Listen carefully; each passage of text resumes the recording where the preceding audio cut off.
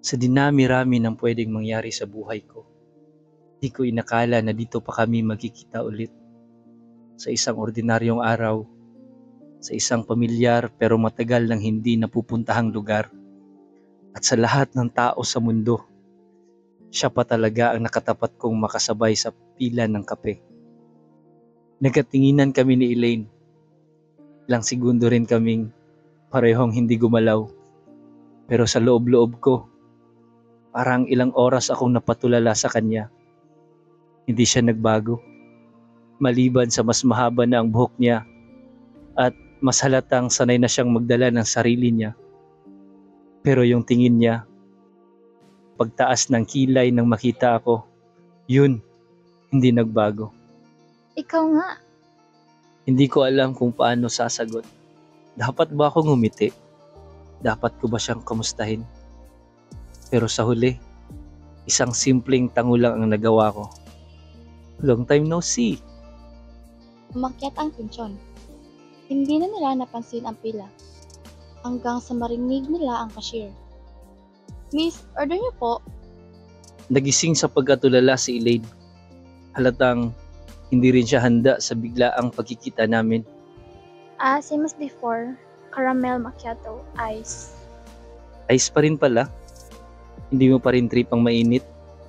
Napangiti siya ng bahagya. Hindi mo naman nakalimutan. Nag-order na rin ako. Same drink. Kahit hindi ko na siya trip. Ewan ko ba? Gusto ko lang maramdaman kahit sandali na may parte ng dati naming relasyon na buhay pa rin. Nang makuha na namin ang mga drinks namin, nagkatinginan kami ulit. Parehong tila nag-aalangan hanggang sa siya na mismo ang nagsabi.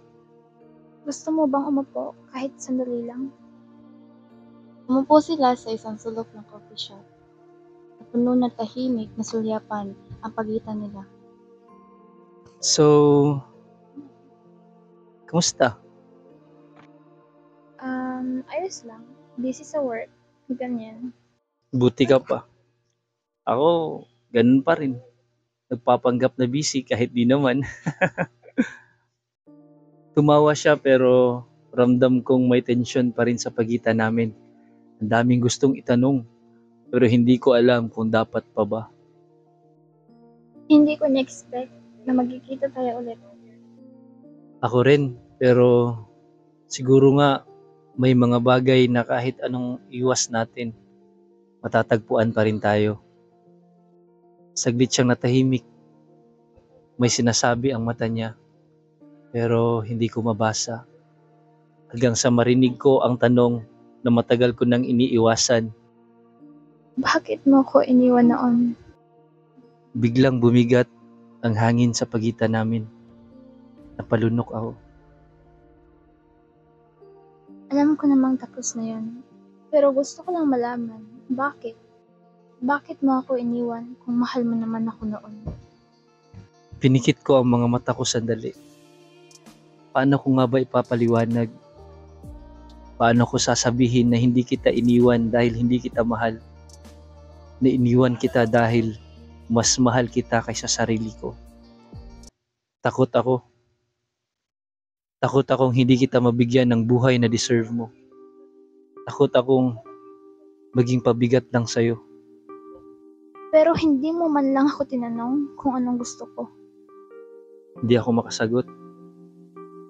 Siya naman, pinunasan ng luha sa gilid ng mata niya bago lumunok at pilit ngumiti. Pero salamat na rin. Kasi kung hindi nangyari yun, baka hindi ako naging ganito ngayon.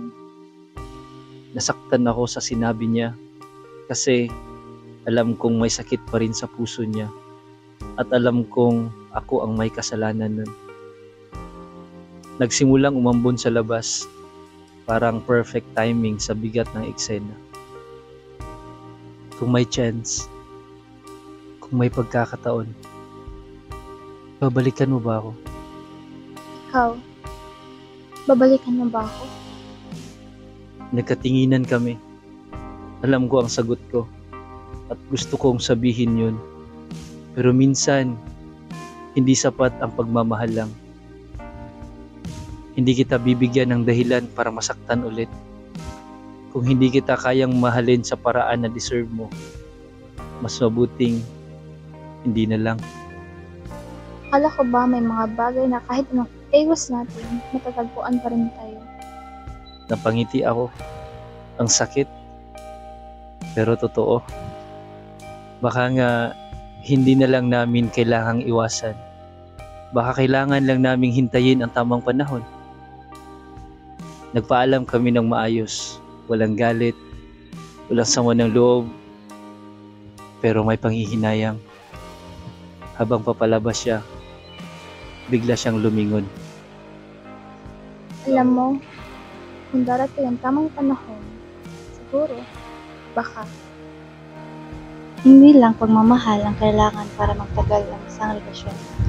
Minsan, kailangan tama rin ang panahon, tamang pagkakataon, at tamang desisyon. Dahil ang tunay na pagmamahal, hindi lang sa ngayon, hindi sa kung kailan kayang ipaglaban ang buong buo.